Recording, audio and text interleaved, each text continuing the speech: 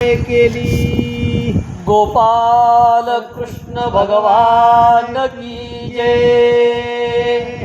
असोच ही असणारी पावन पवित्र असलेली ही भागवत ग्रंथाची कथा आणि ही कथा सांगत असताना ग्रंथकर्ते सांगू लागलेत किती पावन पवित्र आहे।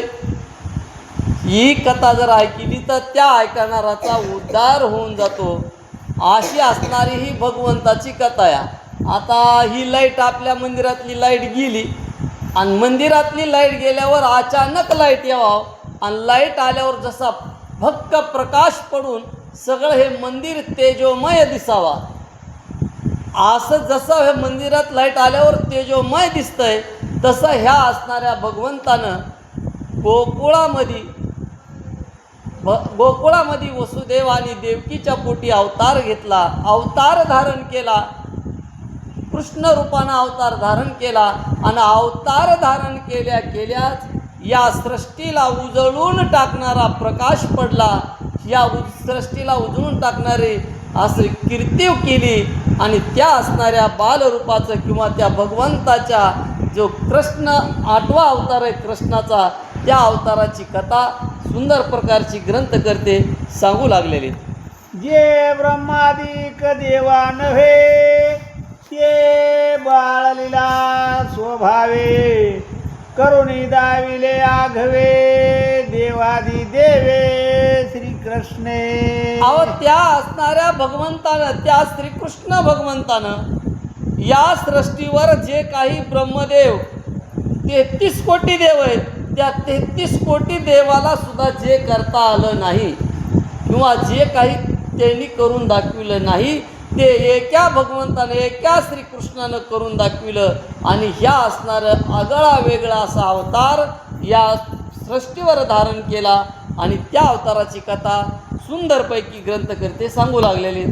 वनवा गेला मुखे पर्वत उचलिला नखे, पुतनेचे स्तन विके प्याला निजमुखे जीवासगट। आता तो असणारा भगवंतानं जो 8वा अवतार धारण केला कृष्ण रूपानं, त्या कृष्ण रूपानं अवतार धारण केला आणि आगळी वेगळी अशा काही कथा करून दाखविल्या केल्या की ज्या कथा कोणत्याच 33 कोटी देवाला सुद्धा करता आल्या नाहीत अशा कथा केल्या।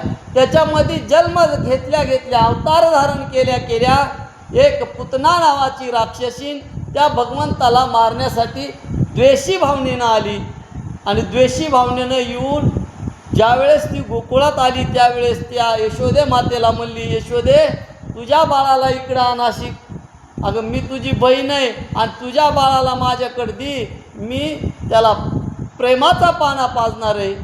अशी ज्यावेळेस ती म्हणली त्यावेळेस तिनं त्या असणारा त्या भगवंताला मांडीवर घेतलं आणि आपला प्रेम पाना पाजू लागला।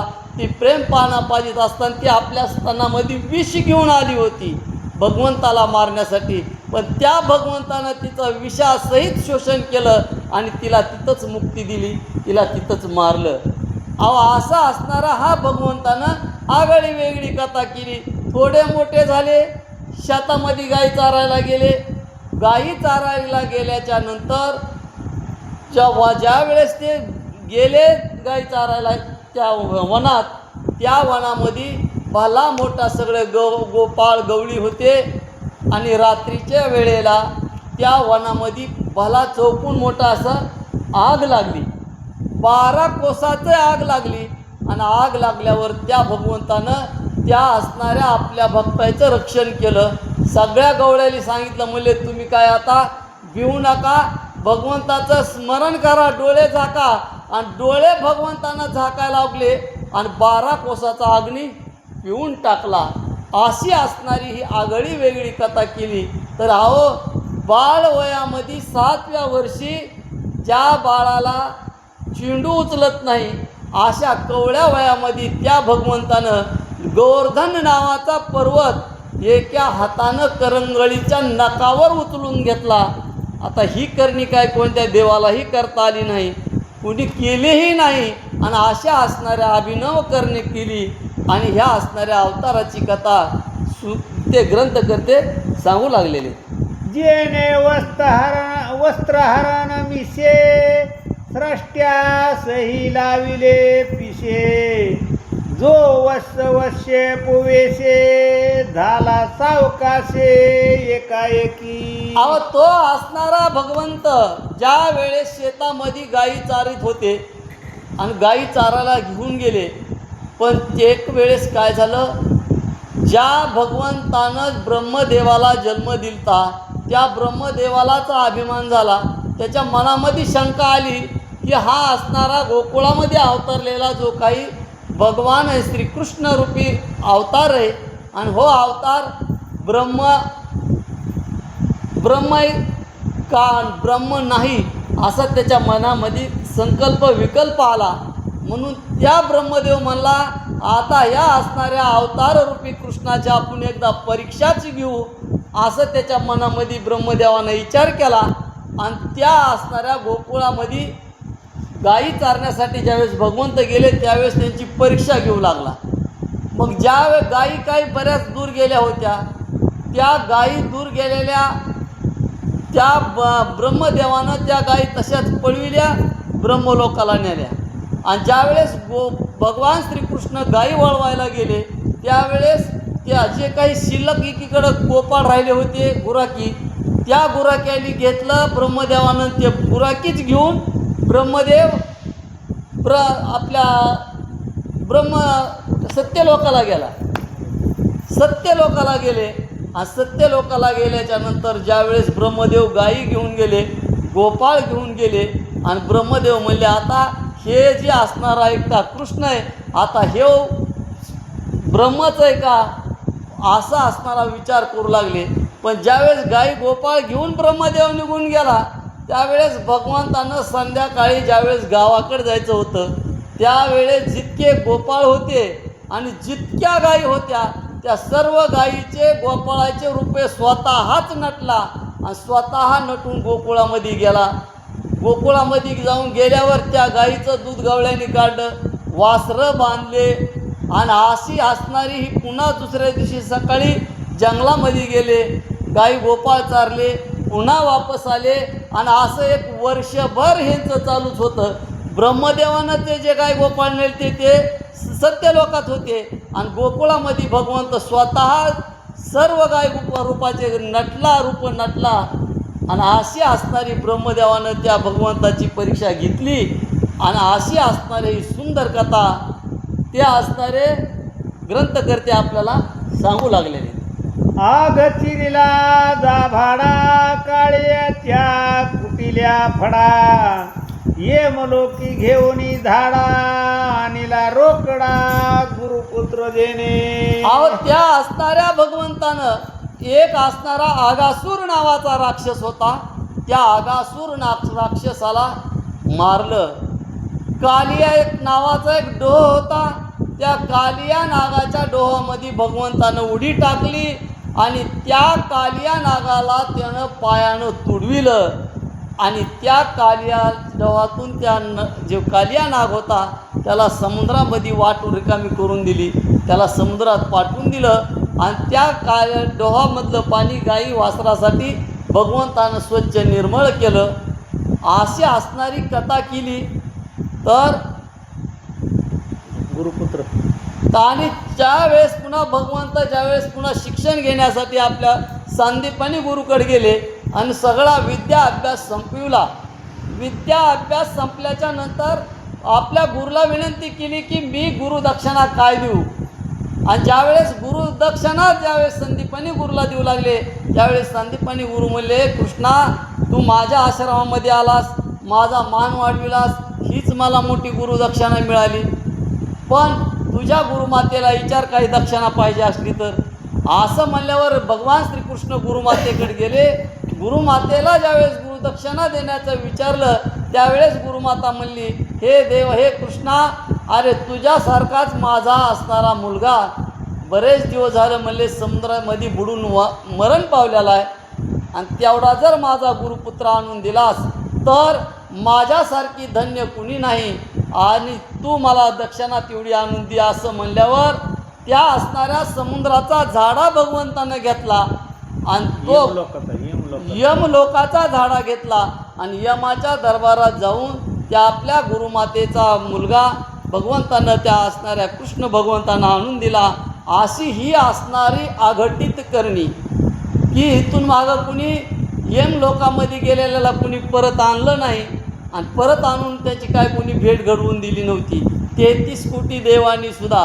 पण हा असणारा 8वा अवतार भगवंतानं धारण केला आणि ही आगळी वेगळी अशी काही अशी घटना किंवा अशी कथा केली आणि त्या कथेचं वर्णन करून ग्रंथकर्ते सांगू लागलेले. जे प्रजा पिढुनी कर घेती जया नावडे धर्मनीती आयशे राजे कारभूत क्षिती नेनो किती निर्दाळिले.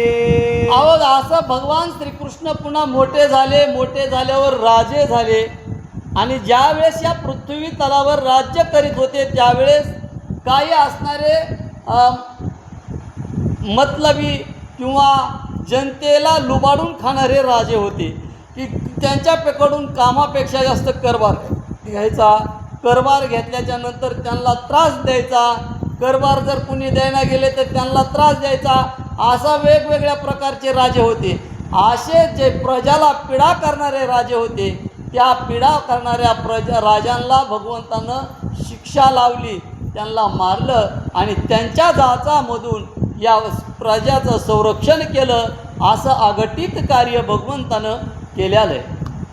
एका सैन्ये एका स्वांगे एका वधवीयान प्रयोगे एका गोत्रकलह प्रसंगे आग्र पूजा योगे एकाशी. अहो त्या असणाऱ्या भगवान श्रीकृष्णानं या प्रजेच्या पीडा करणाऱ्या राजांना मारलं.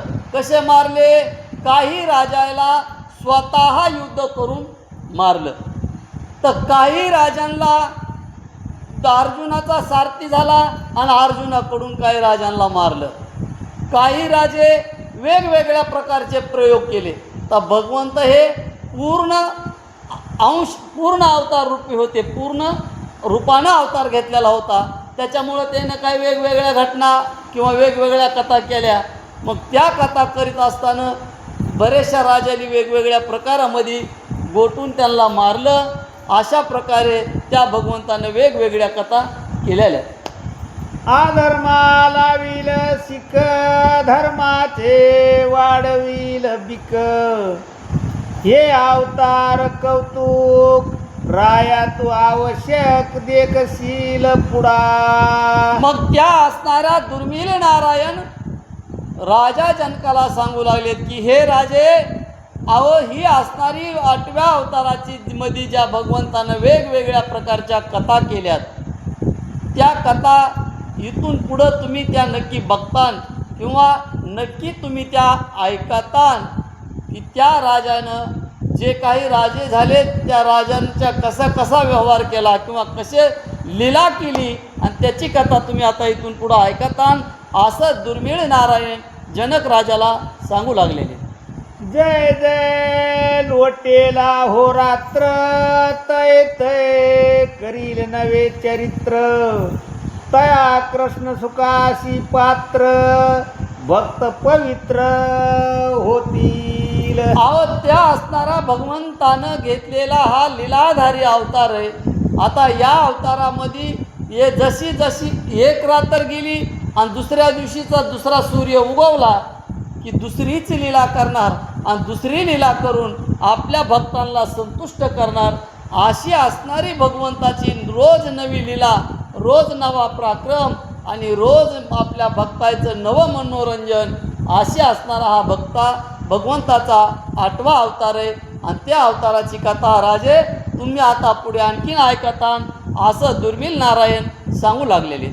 साधुशी स्वानंद सोहळा नित्य नवा होईल आगळा ते श्रीकृष्णाची लीला देखसी डोळा नृपनाता.